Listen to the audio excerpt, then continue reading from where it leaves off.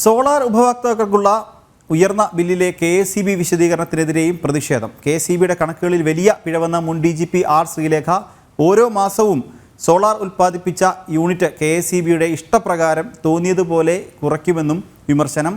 വിവരങ്ങൾ നൽകാൻ തിരുവനന്തപുരത്തു നിന്ന് രശ്മി കാർത്തിക ചേരുന്നുണ്ട്. രശ്മി, ഇന്നലെ തന്നെ R ശ്രീലേഖ KSEBയുടെ ഈ ഒരു സോളാർ ഇതിനെതിരെ അവർ പരസ്യമായി രംഗത്തെത്തുന്നു, ഫേസ്ബുക്കിൽ പോസ്റ്റ് ഇടുന്നു. ഇതിന് KSEB മറുപടി നൽകിയതാണ്. ഈ മറുപടി തൃപ്തികരമല്ല, ഈ മറുപടി പൊള്ളത്തരം എന്ന് ചൂണ്ടിക്കാട്ടിയാണ് ശ്രീലേഖ ഇന്ന് രംഗത്തെത്തിയിരിക്കുന്നത്. എന്താണ് കൂടുതൽ വിശദാംശങ്ങൾ?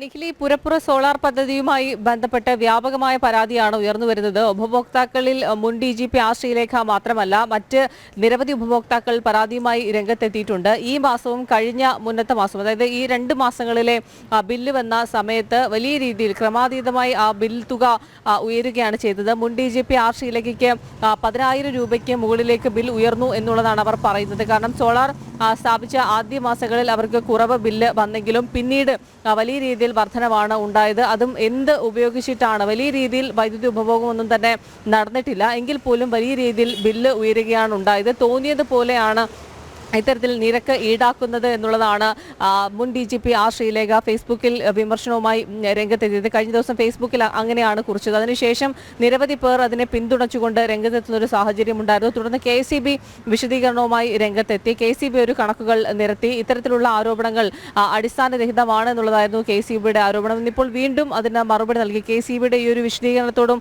മറുപടിക്കും ശേഷം R ശ്രീലേഖ വീണ്ടും ഒരു ഫേസ്ബുക്ക് പോസ്റ്റ് ഇട്ടിട്ടുണ്ട്. ഇതിൽ പറയുന്നത് KSEBയുടേത് വിശദീകരണമാണ് എന്നുള്ളതാണ് പറയുന്നത്. സോളാർ ഉൽപ്പാദിപ്പിച്ച യൂണിറ്റ് KSEBയുടെ ഇഷ്ടപ്രകാരം തോന്നിയതുപോലെയാണ് രേഖപ്പെടുത്തുന്നത്. ഇവർ കൃത്യമായിട്ടുള്ള കണക്കുകളൊന്നും തന്നെയല്ല പറയുന്നത്. തോന്നിയതുപോലെ ഒരു കണക്ക് ഇടുന്നു. വൈദ്യുതി ഉപയോഗിക്കാതെ തന്നെ വലിയ രീതിയിലുള്ള വൈദ്യുതി ബില്ല് വരുന്നു. അപ്പോൾ ഇതിനെതിരെ ഈ ഒരു കള്ളത്തരമാണ് അല്ലെങ്കിൽ പൊള്ളത്തരമാണ് KSEBയുടെ ഭാഗത്തുനിന്ന് ഉണ്ടാകുന്നത് എന്നുള്ളതാണ് മുൻ DGP R ശ്രീലേഖ വീണ്ടും ഇപ്പോൾ ഫേസ്ബുക്കിൽ കുറിച്ചിരിക്കുന്നത്. ശ്രീലേഖയ്ക്ക് പിന്തുണ നൽകിക്കൊണ്ട് നിരവധി ഉപഭോക്താക്കളും രംഗത്തെത്തിയിട്ടുണ്ട്. നിഖിൽ, രശ്മി, അതോടൊപ്പം പറയേണ്ട മറ്റൊരു കാര്യം, ശ്രീലേഖ ഉന്നയിക്കുന്ന ഒരു ആരോപണം തന്നെയാണ്. കാരണം ഓരോ വട്ടവും റീഡിംഗ് എടുക്കുമ്പോൾ ഓരോ റേറ്റാണ് തീരുമാനിക്കുന്നത്, റീഡിങ്ങിന് വരുന്ന ആളാണ് ഇത് തീരുമാനിക്കുന്നത് എന്നുള്ളൊരു ഗുരുതര ആരോപണവും ശ്രീലേഖ പോസ്റ്റിൽ ഉന്നയിക്കുന്നുണ്ട്. എന്താണ് അതിൻ്റെ വിശദാംശങ്ങൾ?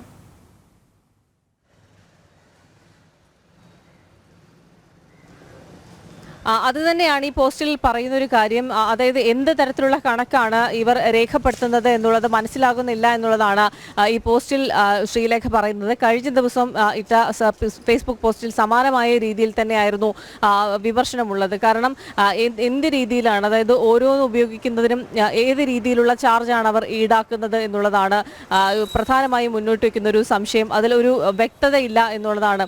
ഈ റീഡിംഗ് രേഖപ്പെടുത്തുന്ന സമയത്തൊക്കെ തന്നെ അതിൽ വലിയ രീതിയിലുള്ള കുഴപ്പം ഉണ്ടാകുന്നുണ്ട്. അതിന് KSEB ചില കണക്കുകൾ നിരത്തുന്നുണ്ട്. അതൊന്നും തന്നെ ചില കൃത്യമല്ലാത്ത കണക്കുകളാണ് എന്നുള്ളതാണ് ശ്രീലേഖ ആരോപിക്കുന്നത്. ഏതായാലും വലിയ വിമർശനമാണ് ഈ സോളാർ സ്ഥാപിച്ചതുമായി ബന്ധപ്പെട്ട് ഉയർന്നു വരുന്നത്. അത് ഈ പ്രധാനമായും 2 മാസങ്ങളിലെയാണ്. ഈ മാസത്തെയും കഴിഞ്ഞ മുൻപുള്ള മാസം 2 മാസങ്ങളിൽ വരുന്ന ബില്ലിലാണ് വലിയ രീതിയിലുള്ളൊരു വർധനമുണ്ടായിരിക്കുന്നത്.